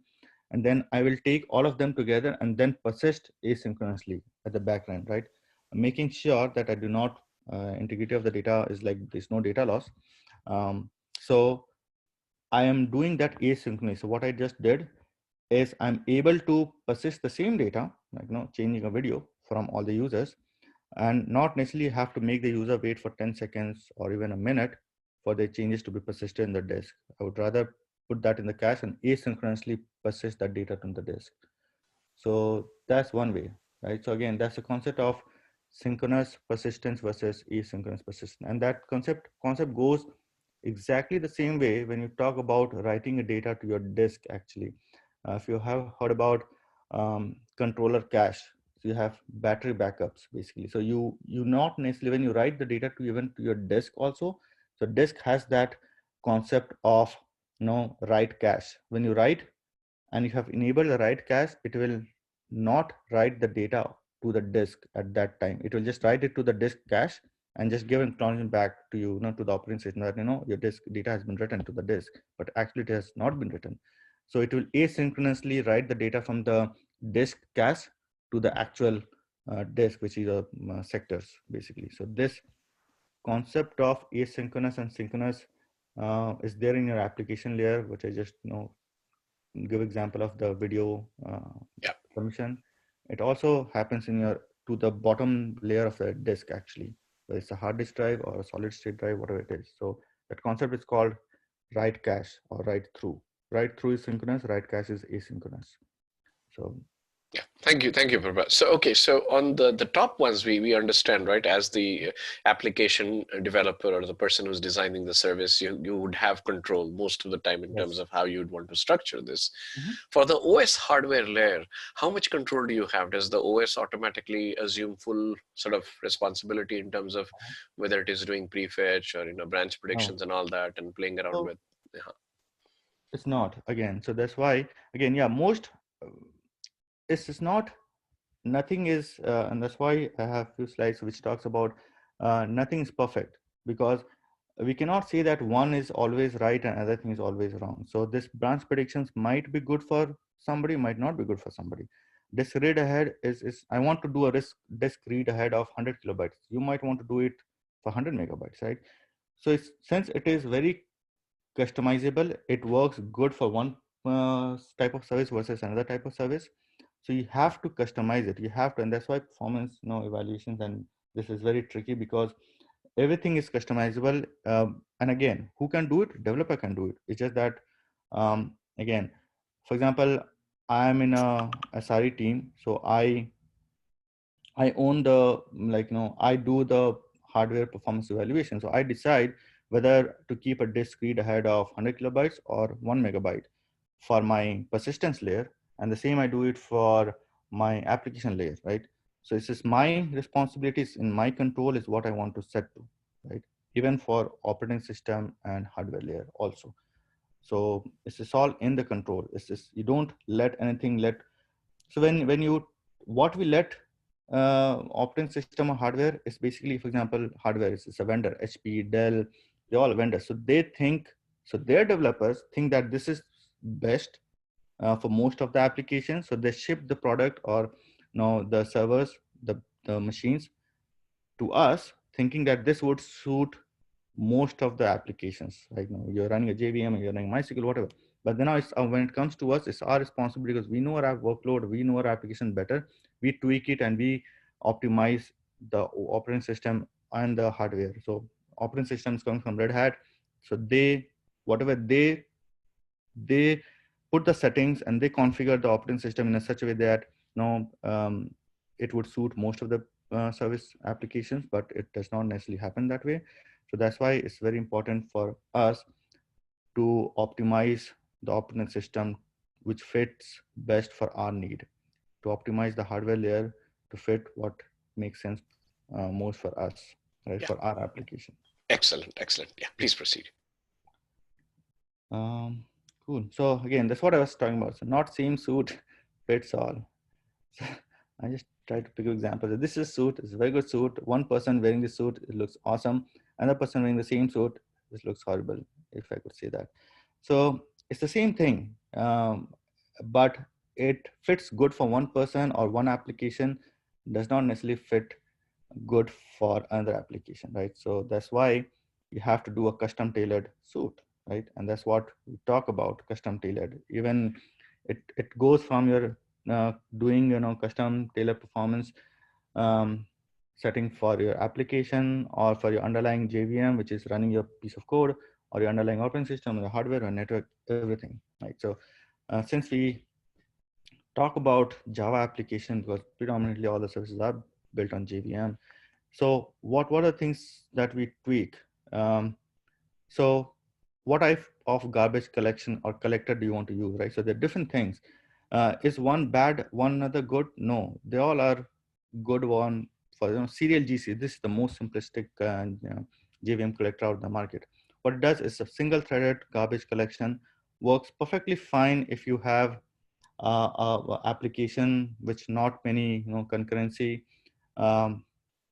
So if you don't want to bottleneck all your resources, CPU resources, maybe serial GC works would be the best for you, but not necessarily for other applications. So depending upon what you want, again, you want latency, you want throughput, right? So you decide that also and determine, okay, what kind of JVM collector do you want to use? You want serial GC, the most simplest one, single threaded, or you want concurrent mark sweep, and you want to say that I want to run my GC with 10 threads or 20 threads. So that's what you want to also specify, how many GC threads you want to use.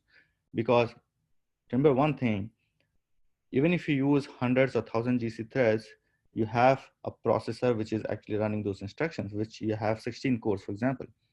So you put more threads, it's not going to help. I think I answered one of the questions I have in my future slides, but that's okay. So then you decide what is a max heap threshold, max heap occupation threshold. So again, you want to keep it as 80%, 90%. When it comes out of the box with the JVM collector that you use, I think by default is 100%, but that's not necessarily is best for everyone. You want to understand what should be your initial and max heap. So those are the things that you tweak, right? Those are the JVM tuning that you do to best suit your application. Network is one term is called MTUs. I've heard of 1500, 900,000, depends upon what your network needs are. So you figure out and set your MTUs accordingly. Just taking a few examples from different layers. Processors, you might need more cores or high frequency. And trust me, if you want to get both, you have to pay a significant amount of money for that. But not necessarily you're going to use. So you have to understand, you have to think, do you actually need more cores or not? Because I did a performance evaluation of Intel architecture for our application. Based on my evaluation, I said, I don't need more cores. I just need high frequency. So I would pay X amount of money, dollar amount. I would rather take a processor with higher frequency than going after more cores, right? Because that's what is suited for me, but not necessarily for some other application. So media drive, you have hard disk and solid state, but then you have called something called read-intensive mixed use. Again, that's this is a question that Hari asked probably a few minutes back. Like if your database, if your persistence layer is more read intensive, you might want to buy a media drive which is built and customized for read intensive workloads.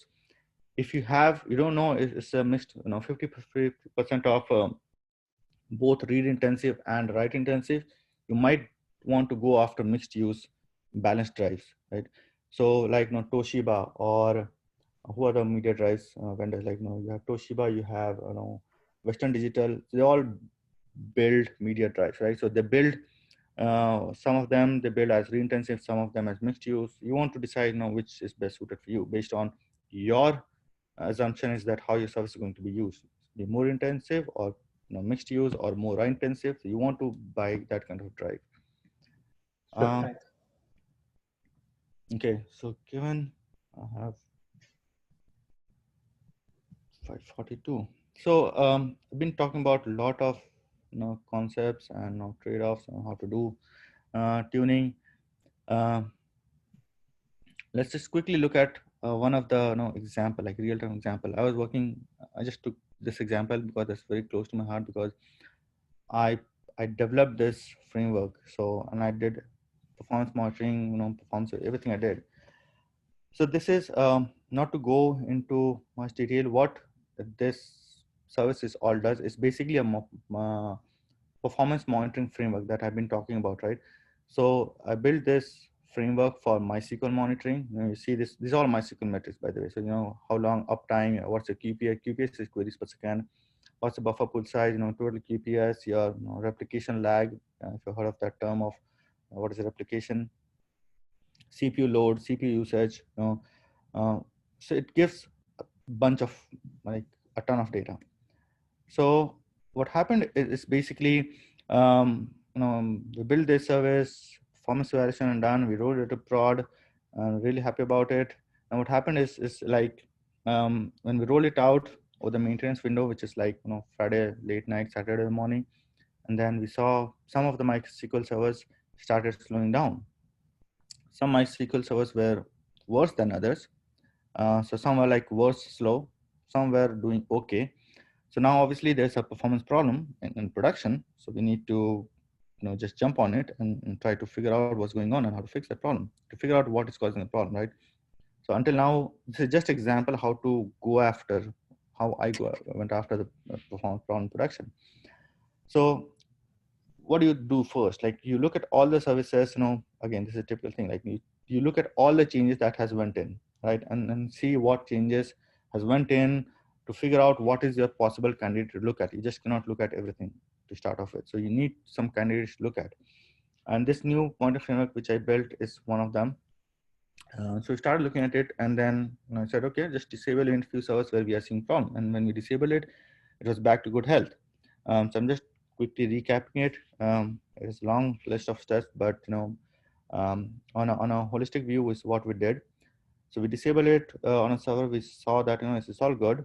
So we knew that okay, the new monitoring framework we just rolled it out of production is causing a problem. But what is the thing that is causing the problem? So you look at all the monitors that we have set it up, system metrics, MySQL error log, framework service log, slow query log, everything, right? So that's where we need, again, I'm pressing more that we need to have monitors. We need to look at the data. So we need to have the data first be readily available for all of us to look at when we have a problem. So we look at this, and then eventually when I looked at the slow query log, there's this command which MySQL runs, which runs on a show binary log. What it does, in essence, is basically this command, we run it to figure out what is my replication lag. So in a concept of MySQL or any database, we have primary, replica. Earlier they used to call master slave. So primary, replica has to sync up, or sync up the master.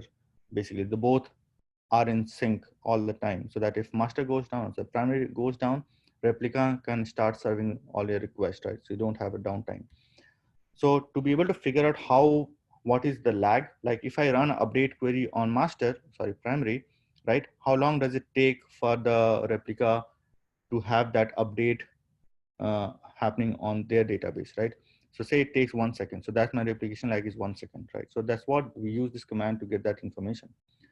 So what we see is this is the command that was causing the problem. So question is why only few servers? I have like thousands of SQL servers running in production. Why only a handful of servers have had this problem? And why one servers had worse problem while others had less? So all come down when we looked at all the data, we realized that what happened is basically when you're running this, when this framework is running this query every other minute, right? And for every query, for a database where it is running, say like 200 tenants. Tenants is nothing but customer or schema. So the more tenants running on a database, the more transactional workload, means like more insert, update, delete happening on those databases. So the more the transactional data coming in, the more the bin log. So there's a log file called bin log, right? So you store or you persist all your update or your DML, basically insert, update, and delete to that basically log file, and your replica just basically read that log file and understand, what, this is the update that just happened on the primary. I need to do the same thing on my replica instance, right? So that's why this log file is being used. The more update, insert, delete, the bigger the file of the log file size is. And you try to run this query show binary log, the bigger the size, the more it takes to run that query. So when it was in few gigabytes, it was taking like more than a minute to run this query.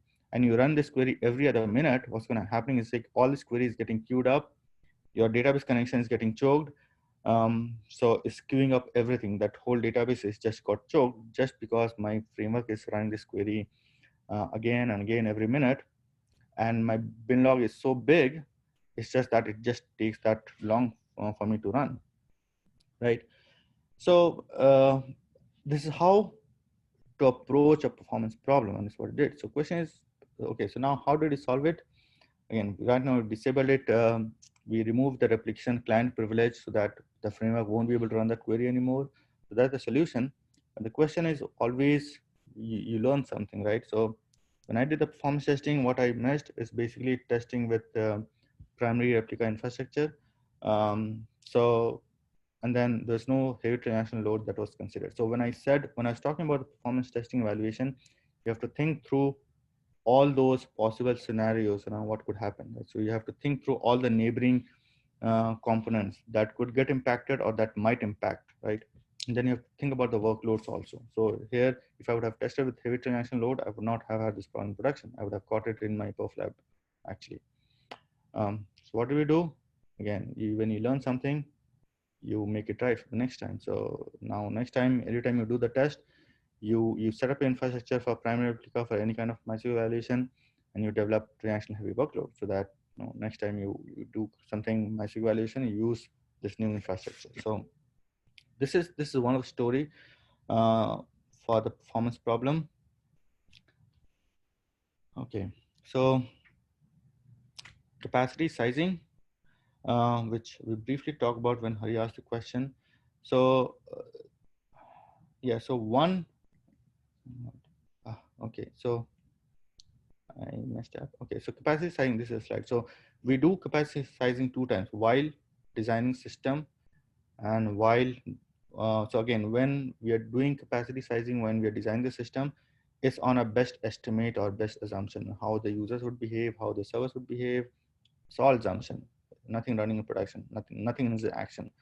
And then you do a capacity resizing when you, as part of post-production analysis, right? So when the things is already running in production and you see, okay, is my capacity what I estimated is good? If not, let's resize it, right? So there are 2 phases of it, basically.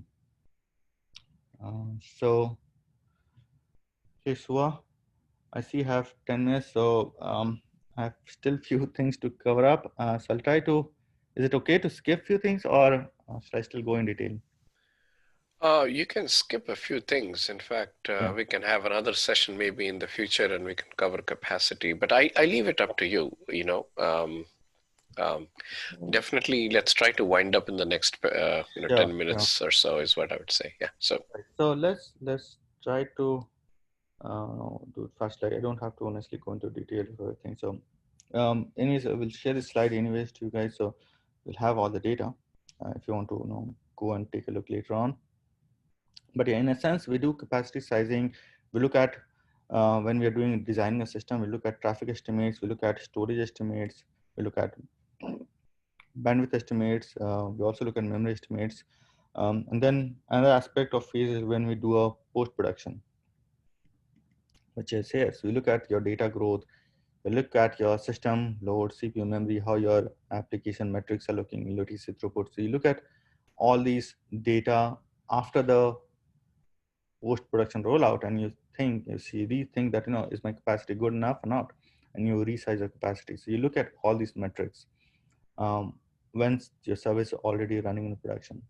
And then you do one more thing, you set up alerts, which is very important, is that, you set up alerts. Say, for example, my CPU load. If my CPU goes 100% or like 95%, I set up my alert. So I know I get notified if there's problem occurring in production even before, so that it's not just possible for anybody to, keep looking into all these monitors, 24/7. So you set up alerts. And that also helps in the capacity sizing, is to figure out, for example, data growth. I want to know which customers are growing fast enough and which customers are not, so that I could increase the capacity for those customers if they start showing alerts, right? If the data is if their data, for example, right now they have, say, a 10 terabyte of data on persistence layer, if they increase by, say, like 50%, 15 terabyte, I want to notify myself so that I can think about how to scale out my storage for that particular tenant, right? That's capacity sizing. So yeah, I think we're almost end to it. So in a sense, while all this is talking about, we have to think, right? So for example, very simple question. If you're writing a Java application, can you afford to keep everything in cache? Like, obviously, your memory, RAM is always faster, like by almost like 100 times than your disk drives if you compare it with the hard drive. So why don't you just keep all your data in your cache? Like why people don't do that? I was thinking one day. So wouldn't it give you better performance? Um, so one thing is definitely cost. You RAM cost more, but then if I have money, why don't I just buy a bigger RAM and then keep all my data in my RAM, my cache, so that all my processing would be faster without doing any application code changes or design changes or anything like that. Um, but then if you think a little more, there's one thing that's common. If you're talking about Java, and since I mentioned Java, um, you'll end up, and I especially mention this because at least our company, we are primarily memory intensive. So like we intend to keep everything in our cache, like main memory. So if our heap size is 2. We buy servers with 3 terabyte of RAM, with 2.4 terabyte of heap memory. So we deal with this garbage collection pauses a lot. So a lot of focus of our goes into this. In a sense, what I'm trying to say is that even if you buy and if you spend all the money you have, you buy a very big machine with a very big memory, right? And you run your application on that, you end up paying a penalty for that because you're going to end up with GC pauses. And based on what JDK or what JDK using, OpenJDK or Hotspot, whatever, it's always, at least OpenJDK is stop the world. So if there's a garbage collection running, it stops everything. So none of the application threads would be able to do anything. They'll be just paused. Now, just to give an example, if I have a 2 terabyte of heap, and based on the character, for example, like serial GC, single thread collector, it can take even 1 hour for a GC pause. What it means is that eventually your application will not work for 1 hour. Your users won't be able to even log in for 1 hour. Why? Because your GC, garbage collection, is running, trying to clean up things, right? So that's one thing that you have to keep in mind, that even if you pay much higher price and try to intend to keep everything cash, that's just not going to work, right? As it might think simple. Can I have, if you think more, I was thinking, like, can you not have a very big thread pool size? Like, what if you try to run your Java application with like 1,000 threads? Would it not work? Like, run more, increase your concurrency or parallelism, right? To do one piece of work, right? You just have 1,000 threads concurrently working. That would speed up your process. Why don't people do that?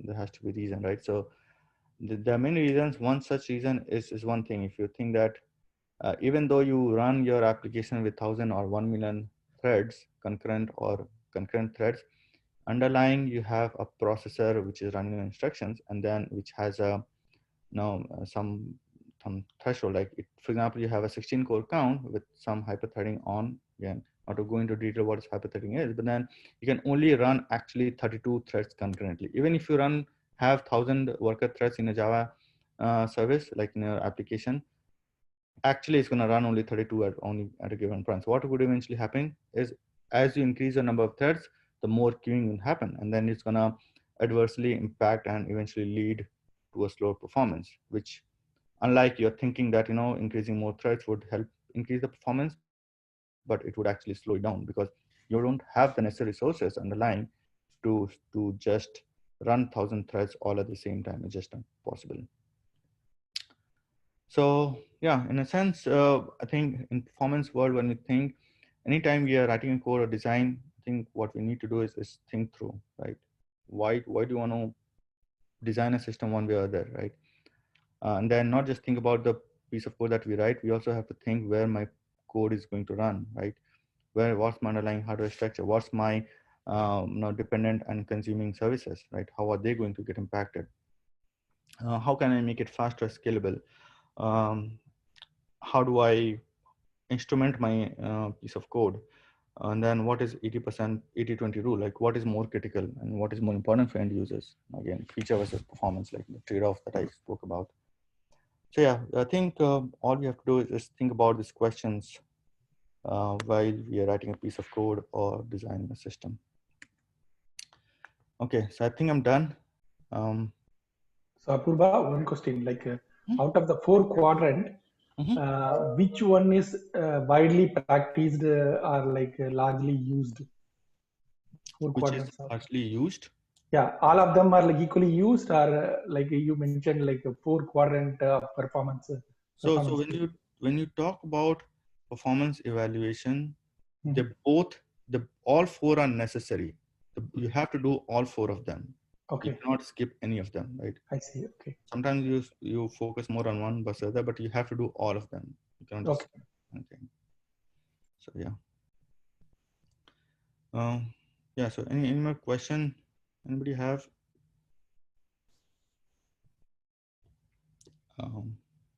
Yeah. I So think. Apurba, this is Suva again, while others might think through their questions. Okay, we'll just take a couple of more minutes before we wind up. Thank you again for your time today. Now, when people who are not doing performance or scalability as their day-to-day job, they are, maybe general software developers, and of course, they need to understand what's going on. But many a times when, people go for, say, interviews and they're asked a system design question, how do they approach this aspect, right? How do they approach performance and scalability from a So, system design perspective, typically in an interview scenario? What are the things they need to touch upon while answering such a question? so that's where I think, let me go back to that question, where we think about this capacity sizing, right?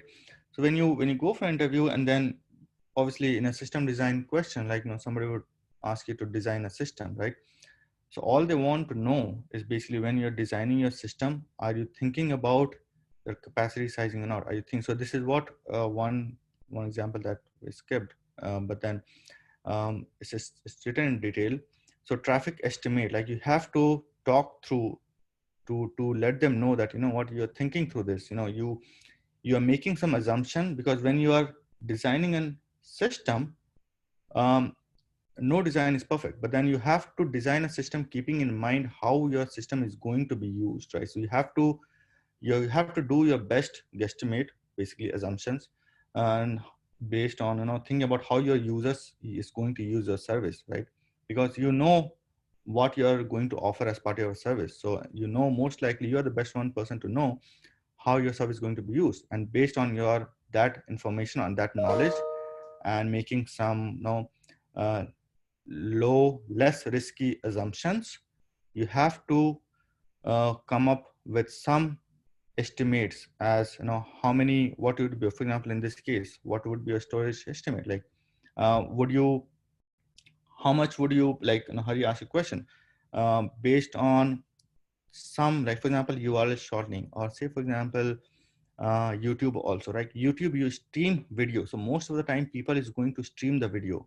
Very less of the time they're going to upload a video. Maybe like I would have uploaded a video once in a month, but I'm watching a video almost like once in every hour, right? So it's like 90-10 ratio, right? So I would think about my storage estimate, which has to be more read intensive. So now I have to choose a storage which is more read intensive, right? So I cannot, for example, I cannot afford, not to say example of YouTube, but if it is more read intensive, I would not choose relational database, right?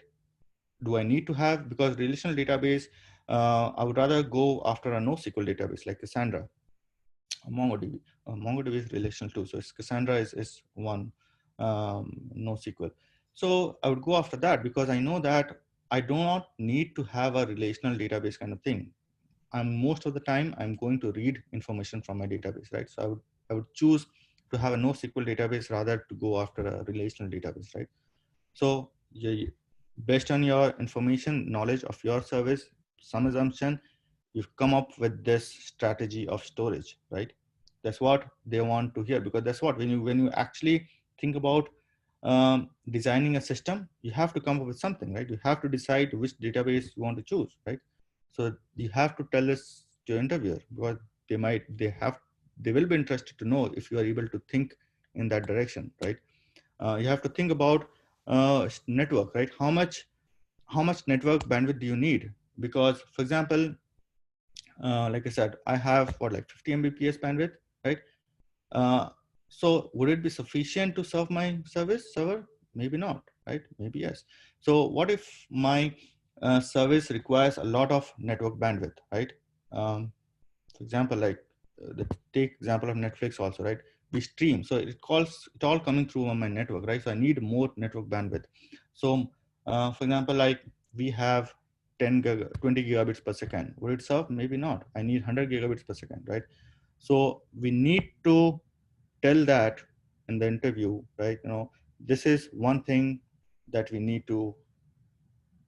need, right? So all these things like network estimation, storage estimation, to decide which kind of network do you need, which kind of which kind of network would best fit in this case, right? Which kind of storage would best fit in this case, which kind of app layer, apps would best fit in this case, what kind of JVM would best fit in this case, based on if you want to keep, if your strategy is to keep all your cache, everything in your cache, right? You cannot just afford to have a hotspot open JDK, just not possible, and to run serial GC. So you have to need something, right?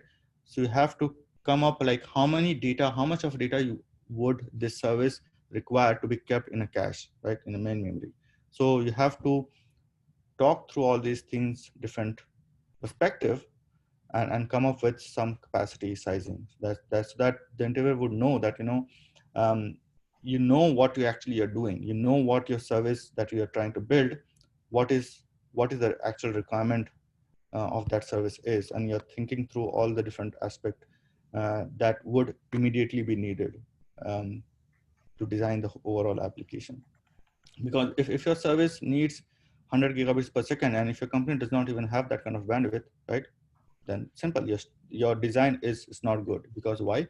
You cannot just implement your design, because your design needs 100 megabits per second, 100 gigabits per second, and you just have 20 gigabits per second network bandwidth in your company. So that's simple, that the design is ruled out. So you have to think something else. So yeah, you have to think through all of these. I have to tell that to your interviewer, like storage estimate, network, memory needed, kind of thing. Does that answer the question? Yeah, absolutely, Apurva. Thank you for touching upon that, and you even covered your capacity sizing example in the process. So this is excellent. Yeah, that's the only thing I skipped. Yeah. So good. Audience, please ask your questions.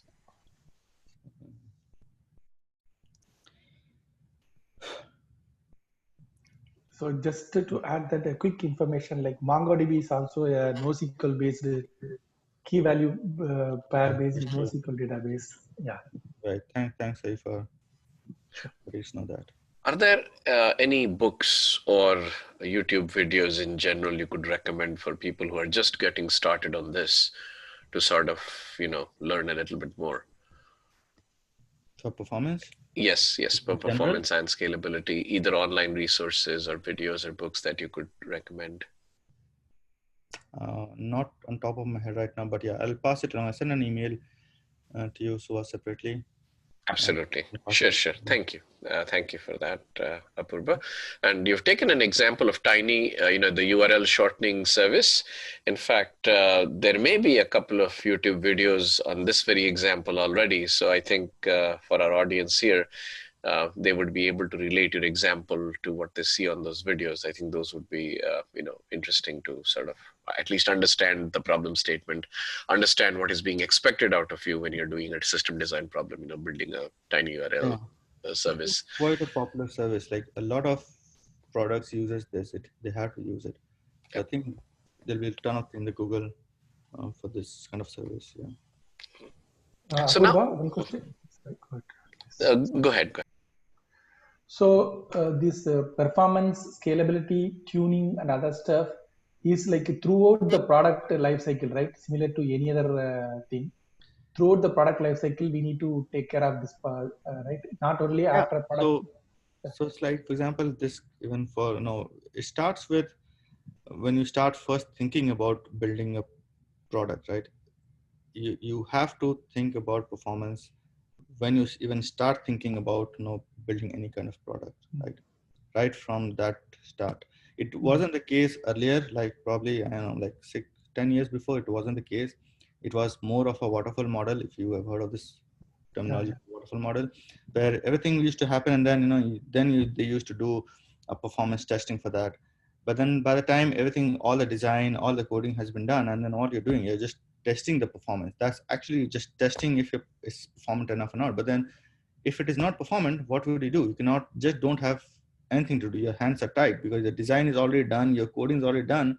All you're just waiting for to roll it out to production, and now you're doing performance testing for that. That did not make sense.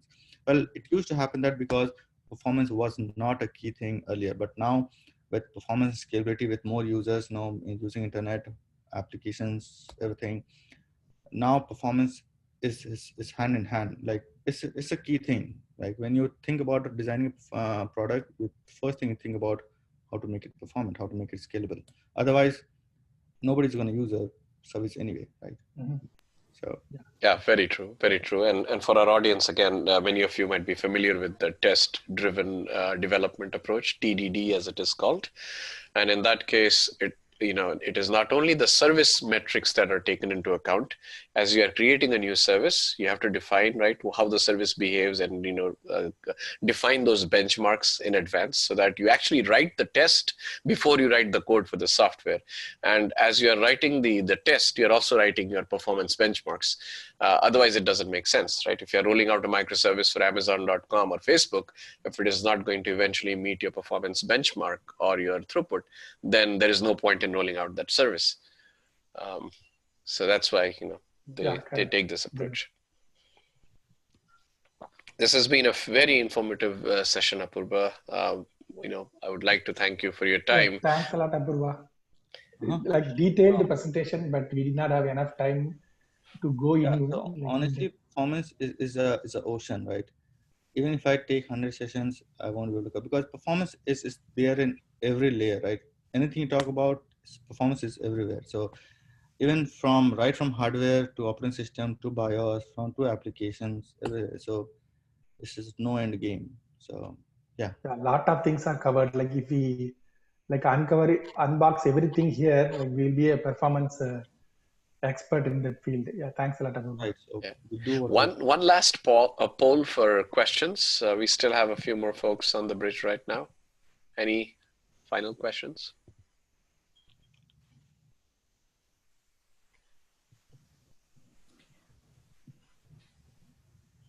Okay, if not, on behalf of BayOne Solutions and everybody on the bridge today, Women in Technology, Diversity and Inclusion, and other initiatives that we have been volunteering for, on behalf of all of us, we thank you profusely, Apurba, for your time, and Sunita for enabling this.